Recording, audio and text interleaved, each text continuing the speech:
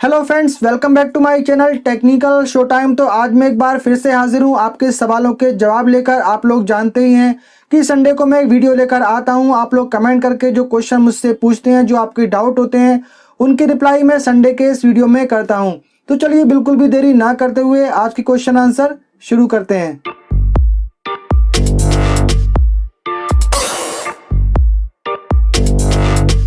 पहला क्वेश्चन यहाँ पर लेते हैं सूर्यमणि गोस्वामी जी का। ये लिखते हैं कि very valuable information, thank you sir. 45 to 60 degree तक के व्यू एंगल के लिए VA टीवी पैनल सही रहेगा या IPS ही लेना चाहिए, प्लीज रिप्लाई। सूर्यमणि जी, जो VA पैनल होते हैं वो 30 डिग्री से ही उनके कलर्स और उनकी ब्राइटनेस डाउन होना शुरू हो जाती है, कलर उनके फेड होना शुरू हो जाती है 30 डिग्री के एंगल से ही। 45 to 60 डिग्री पे काफ़ी उनके व्यू एंगल कम हो जाते हैं, तो बेटर यही रहेगा वाइड व्यू एंगल के लिए कि आप एक IPS पैनल वाला टीवी ही परचेज करें। अगला क्वेश्चन यहाँ पर लेते हैं SSS का। ये लिखते हैं कि सर 43 इंच 7300 38,000 का मिल रहा है तो ले लेना चाहिए। SS जी, आपने ये मेंशन नहीं किया है कि LG का ये UM7300 2019 मॉडल मिल रहा है या फिर UN7300 2020 मॉडल मिल रहा है। अगर आपको ये 2019 वाला मॉडल मिल रहा है तो आप इस प्राइस में उसको बिल्कुल भी परचेज ना करें। लेकिन अगर ये 2020 का UN7300 आपको मिल रहा है तो डेफिनेटली इस प्राइस में आप इसे परचेज कर सकते हैं। ये इसका एकदम परफेक्ट प्राइस है। हालांकि UN7300 2020 का मॉडल कुछ लोगों ने 35,000 में भी परचेज किया है। तो अगर आप ऑफलाइन में परचेज कर रहे हैं तो वहाँ पे बार्गेनिंग करके आप देख सकते हैं, हो सकता है कि आपको वहां पर कुछ और डिस्काउंट भी मिल जाए। अगला क्वेश्चन यहाँ पर पूछा है स्मिथ पटेल जी ने। ये लिखते हैं कि which one is better, TU8000 और TU8570। स्मिथ पटेल जी, वैसे तो TU8570 मॉडल ही बेटर है, उसकी पिक्चर क्वालिटी काफ़ी बढ़िया है। लेकिन इस मॉडल में एक प्रॉब्लम देखी गई है कि इसमें बैकलाइट ब्लीडिंग का इशू काफ़ी ज़्यादा देखा गया है। ऑलमोस्ट जिसने भी ये टीवी परचेज किया है TU8570 सभी ने बैकलाइट ब्लीडिंग की कंप्लेन की है। तो ये मॉडल आप बिल्कुल भी परचेज ना करें। TU8000 सैमसंग का मॉडल आप परचेज कर सकते हैं, वो काफ़ी बढ़िया टीवी है। हालांकि कुछ लोगों ने उसमें भी बैकलाइट ब्लीडिंग की कंप्लेन की है, लेकिन बहुत ज़्यादा कंप्लेन उसमें नहीं मिली है। अगला क्वेश्चन यहाँ पर पूछा है एग्जाम मैनियन जी ने। ये लिखते हैं कि sir I went Reliance showroom to buy UN7300 43 inch. They convinced me to buy QLED Q60T. They tell IPS panel release heat by a backside, so it has a high chance to damage TV board. So LG IPS panel give distance, wall mount cannot touch the wall, whereas QLED release heat in front side. Please bit explain about. Exam मैनियन जी, देखिए जब भी आप किसी showroom पे कोई चीज़ purchase करने के लिए जाते हैं, चाहे वो टीवी है, AC है, वॉशिंग मशीन है या अदर कोई प्रोडक्ट है, तो जो शॉपकीपर होते हैं, जो सेल्समैन होते हैं, वो उस चीज़ को ही ज़्यादा बेचने की कोशिश करते हैं जो उनके पास में स्टॉक में उस टाइम अवेलेबल होती है। और जो चीज़ उनके पास में स्टॉक में नहीं होती है, कस्टमर अगर उसकी डिमांड करता है तो उसमें वो सैकड़ों तरीके की बुराइयां और कमियां बता देते हैं और वो उस चीज़ को भी ज़्यादा बेचने की कोशिश करते हैं जिस पे उन्हें अच्छा प्रॉफिट मिल रहा होता है, ज़्यादा प्रॉफिट मिल रहा होता है और अच्छा इंसेंटिव मिल रहा होता है।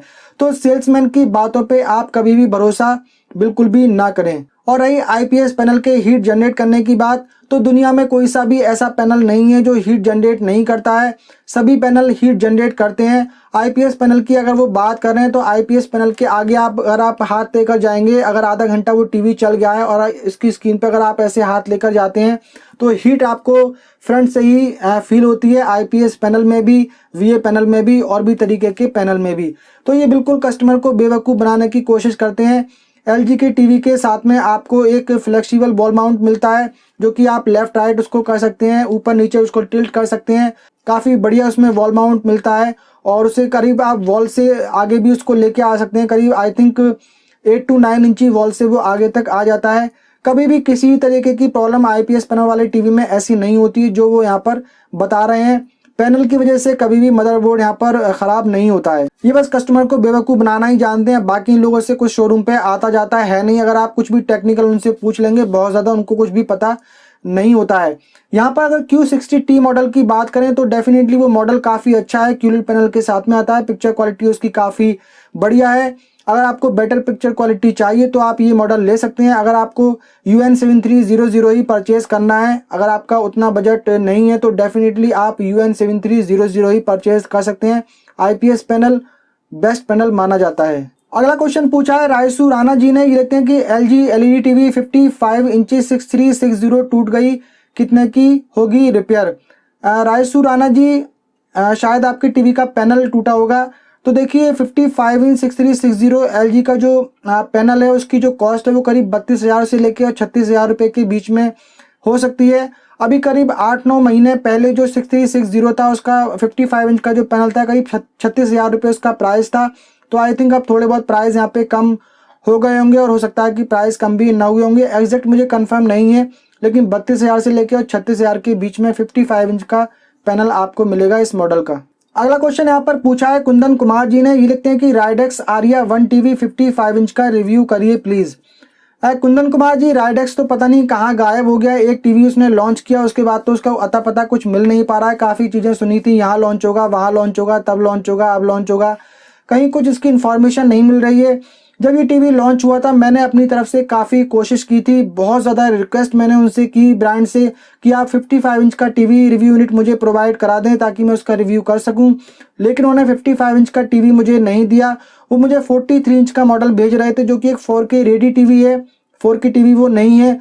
वो मैंने मना कर दिया कि आप इसको मत भेजिए, मैं इसका रिव्यू नहीं करूंगा, अगर आप 55 इंच का भेज सकते हैं तो बेटर है। तो उन्होंने मुझसे कहा था कि 55 इंच का हम भेजेंगे, लेकिन काफ़ी टाइम तक उन्होंने नहीं भेजा। मैंने फिर उनसे कांटेक्ट किया तो उन्होंने मुझे एक्सक्यूज़ दिया कि मेरे जो सब्सक्राइबर्स हैं, मेरे जो व्यूअर्स हैं वो नॉर्थ इंडियंस हैं, साउथ इंडियंस नहीं हैं, और उनके टीवी साउथ इंडिया में ही मिलते हैं। तो जब वो नॉर्थ इंडिया में टीवी लॉन्च करेंगे उस टाइम पर मुझे वो रिव्यू यूनिट प्रोवाइड कराएंगे।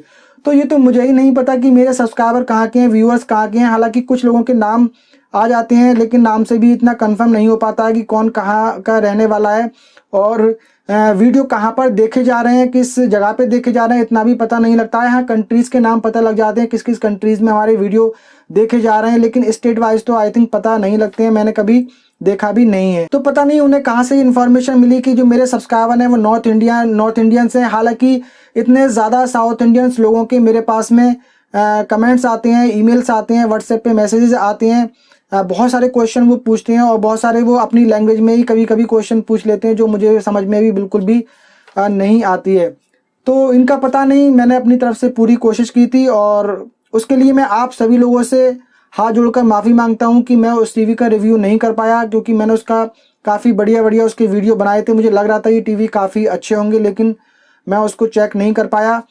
कभी मुझे बेंगलोर जाने का अगर मौका मिला तो वहां पर जाकर जरूर मैं उस टीवी को चेक करके आऊंगा। अगला क्वेश्चन यहाँ पर पूछा है अमित महावल सेठी जी ने, ये लिखते हैं कि एक ब्रांड सस्ता एक ब्रांड कॉस्टली क्यों होता है प्राइस।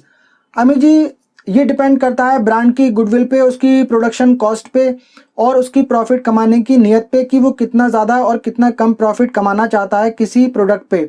अब देखिए कि एक कंपनी टीवी मैन्युफैक्चरिंग कंपनी है, उसी से ही 3 ब्रांड अपने टीवी बनवा रहे हैं उसी कंपनी से, लेकिन उनकी जो प्राइस हैं वो डिफरेंट वहाँ पर हमें देखने को मिलती हैं। तो एक तो वहीं ब्रांड की गुडविल वहाँ पे आ जाती है, दूसरा वो कितना स्टॉक वहाँ पर बनवा रहे हैं उस पर भी प्रोडक्शन कॉस्ट जो है वो कम हो जाती है। अगर ज़्यादा स्टॉक बनवा रहे हैं तो प्रोडक्शन कॉस्ट कम आती है, अगर कम प्रोडक्ट वहाँ पर बनवा रहे हैं तो प्रोडक्शन कॉस्ट उनकी बढ़ जाती है, क्योंकि पर पीस का जो चार्जेस होता है फिर वो वहाँ पर बढ़ जाता है। हर एक ब्रांड की अपनी अपनी पॉलिसीज़ होती हैं। कुछ सोचते हैं कि हम आज सस्ता बेचेंगे और ज़्यादा बेचेंगे तो डेफिनेटली सस्ता बेचने पे हमें प्रॉफिट तो कम होगा, लेकिन जब ज़्यादा बेचेंगे तो वहाँ पर हमारा प्रॉफिट बढ़ जाएगा। और बहुत से ऐसे ब्रांड हैं वो सोचते हैं कि नहीं, हम तो महंगा ही बेचेंगे, भले ही हमें प्रॉफिट कम मिले लेकिन हम उससे महंगा बेचेंगे। तो उनका जो प्रॉफिट है वो एवरेज अगर देखते हैं तो प्रॉफिट उनका बराबर ही हो जाता है। एक महंगा बेच के ज़्यादा प्रॉफिट कमा रहा है, एक सस्ता बेच के ज़्यादा पीस बेच रहा है, तो उनका प्रॉफिट जो है वो वहाँ पर बराबर हो जाता है। तो अलग अलग ये अपनी अपनी ब्रांड की यहाँ पर सोच होती है और डेफिनेटली यहाँ पर जो गुडविल है वो काफ़ी मायने रखती है किसी भी ब्रांड के प्राइस को डिसाइड करने में। यहाँ पर सोनी को देख लीजिए, सोनी को लगता है कि वो वर्ल्ड में सबसे बेस्ट है, इसीलिए सबसे ज़्यादा हाईएस्ट प्राइस सोनी के ही रहते हैं। अगला क्वेश्चन यहाँ पर पूछा है अभय नायक जी ने, ये लिखते हैं कि हेलो आसिफ भाई, there is an offer on LG UK 6360 PTE model 49 inch 4K LED TV फॉर ₹18,000 only. It is a good TV of 2018 model but mentioned as 2020 manufacturing. So is it worth buying? Please suggest. अभय नायक जी, अगर आपको UK 6360 49 inch model 18,000 में मिल रहा है तो कहीं ना कहीं कुछ ना कुछ गड़बड़ यहाँ पे ज़रूर है, ये स्पैम हो सकता है। आप इससे बिल्कुल ही सावधान रहें, अलर्ट रहें। कहीं ना कहीं कुछ गड़बड़ हो सकती है। 18,000 में आपको 49 इंच का LG का 4K टीवी कभी भी नहीं मिलेगा। आई थिंक 49 इंच का ये टीवी भी अगर आप परचेज़ करेंगे तो ये आपको करीब मेरे ख्याल में ये 48 या 49,000 के आसपास में मिलना चाहिए, लेकिन 18,000 बिल्कुल भी नहीं, कहीं ना कहीं कुछ गड़बड़ ज़रूर है। तो आप बिल्कुल अलर्ट रहें इसके बारे में। टीवी ये अच्छा है, 2018 का मॉडल है, अच्छा टीवी है, ले सकते हैं आप इसे, लेकिन प्राइस में आप इसके अलर्ट रहें, कुछ ना कुछ गड़बड़ मुझे यहाँ पर लग रही है। अगला क्वेश्चन यहाँ पर पूछा है राजेश गई जी ने, ये लिखते हैं कि what are the pros and cons of 55 UN8000 and 55 Nano 80 and which would you prefer to buy. Rajesh गई जी, इन दोनों ही मॉडल में से मैं कोई भी मॉडल परचेज नहीं करना चाहूँगा, क्योंकि 55 UN8000 में काफ़ी बैकलाइट बीडिंग की कंप्लेन सुनने को मिल रही हैं। 55 Nano 80 मॉडल में भी कुछ लोगों ने कंप्लेन की है बैकलाइट बीडिंग की, एज LED बैकलाइट इसमें दी गई है। तो इन दोनों मॉडल में से मैं तो फिलहाल अपने लिए कोई परचेज नहीं करना चाहूँगा। हालांकि ये टीवी काफ़ी अच्छे हैं, इनका लुक्स डिज़ाइन वगैरह काफ़ी बढ़िया है, लेकिन एज LED की वजह से इनमें प्रॉब्लम आ रही है। अगला क्वेश्चन पूछा है यहाँ पर सुरेश वर्मा जी ने, ये लिखते हैं कि hello sir best TV brand कौन सा है। सुरेश जी, ऐसे बेस्ट टीवी ब्रांड हम किसको कह सकते हैं, हालांकि जो टॉप लेवल के 3 ब्रांड हैं LG, सैमसंग, सोनी, फिर पैनासोनिक आ जाता है, तो ये सभी बेस्ट ब्रांड में ही आते हैं। अब इनमें से किसी एक को बेस्ट बताना आई थिंक ठीक नहीं होगा। तीनों ही ब्रांड अपनी अपनी जगह काफ़ी अच्छा परफॉर्म करते हैं, और टीवी इनकी जो क्वालिटी है वो डेफिनेटली इन तीनों ही ब्रांड की काफ़ी अच्छी होती है। तो आप अपने बजट के अकॉर्डिंग, अपनी चॉइस के अकॉर्डिंग कोई सा भी ब्रांड इनमें से ले सकते हैं। अगला क्वेश्चन पूछा है यहाँ पर नवीन कुमार जी ने, ये लिखते हैं कि सर सैमसंग के कौन कौन से टीवी लॉन्च करेगा। 2021 में एक चैनल ने बताया है फुल लिस्ट, क्या कोई लिस्ट आई है। नवीन कुमार जी, इंडिया के लिए तो फिलहाल ऐसी कोई लिस्ट नहीं आई है कि इंडिया में कौन कौन से टीवी फिलहाल लॉन्च होंगे सैमसंग के, और हो सकता है किसी और कंट्रीज़ में कोई लिस्ट अनाउंस की गई हो, लेकिन उससे हमें यहाँ पर मतलब नहीं होता है, क्योंकि हर एक कंट्री के हिसाब से जो मॉडल हैं वो बिल्कुल डिफरेंट होते हैं। हो सकता है कि जो TU8000 सैमसंग का मॉडल है वो यहाँ पर 8000 के नाम से आ रहा है, और वो किसी दूसरी कंट्रीज़ में वो 7000 के नाम से आ रहा है। तो वहाँ से हम मॉडल को कंपेयर नहीं कर सकते, हर एक कंट्री की डिमांड के अकॉर्डिंग वहाँ पर मॉडल्स बनाए जाते हैं, तो उसको हम यहाँ पे कंसीडर नहीं कर सकते। अभी तो जनवरी स्टार्ट हुई है, देखते हैं कुछ दिन में क्या और इन्फॉर्मेशन निकल कर आती है, इंडिया में कौन कौन से मॉडल आते हैं।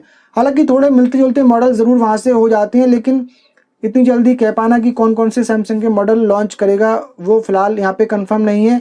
लिस्ट फिलहाल यहाँ पर कोई भी ऐसी नहीं आई है। अगला कमेंट यहाँ पर क्या है, उत्तम सिंह जी ने, ये लिखते हैं कि आसिफ जी, आज आपने बहुत ही अच्छा वीडियो दिया। एक्सीडेंटली मैं उस वीडियो पे आया जिस डिटेल में आपने रिफ्रेश रेट को डिस्क्राइब किया है, ऐसा वीडियो मुझे नहीं मिला। इंटरेस्टिंग एंड इन्फॉर्मेटिव है, keep it up, good work, now I am watching your all videos, thanks for such kind of information. तो उत्तम सिंह जी, आपका बहुत बहुत शुक्रिया कि आपको वीडियो मेरा इन्फॉर्मेटिव लगा और आपको वीडियो पसंद आया। मैं हमेशा कोशिश करता हूं कि कुछ टेक्निकल चीज़ें भी आपको अपने वीडियोस में बता सकूं, अनबॉक्सिंग, रिव्यू वगैरह बताना, इन्फॉर्मेशन, स्पेक्स बताना, उसके अलावा भी मैं कुछ टेक्निकल चीज़ें भी आप लोगों को बता सकूं अपने वीडियो में, ये हमेशा मेरी कोशिश रहती है। और जल्दी ऐसे कुछ और टेक्निकल वीडियोस में आगे भी लेकर आऊँगा। तो चलिए फ्रेंड्स, आज के क्वेश्चन आंसर का सिलसिला यहीं पर ख़त्म करते हैं। आपका भी कोई डाउट है, कोई क्वेश्चन है, तो नीचे कमेंट बॉक्स में कमेंट करके आप मुझसे पूछ सकते हैं। फेसबुक पेज पे पूछ सकते हैं, इंस्टाग्राम पे भी आप मुझसे क्वेश्चन पूछ सकते हैं। उम्मीद करता हूँ फ्रेंड्स वीडियो आप लोगों को पसंद आया होगा। पसंद आया हो तो वीडियो को लाइक कर दीजिए, शेयर कर दीजिए। अगर आपने पहली बार हमारे चैनल पे विजिट किया है तो चैनल को सब्सक्राइब कर लीजिए, साथ में बेल आइकन को भी प्रेस कर दीजिए। मिलते हैं फ्रेंड किसी अगले वीडियो में, तब तक के लिए बाय बाय।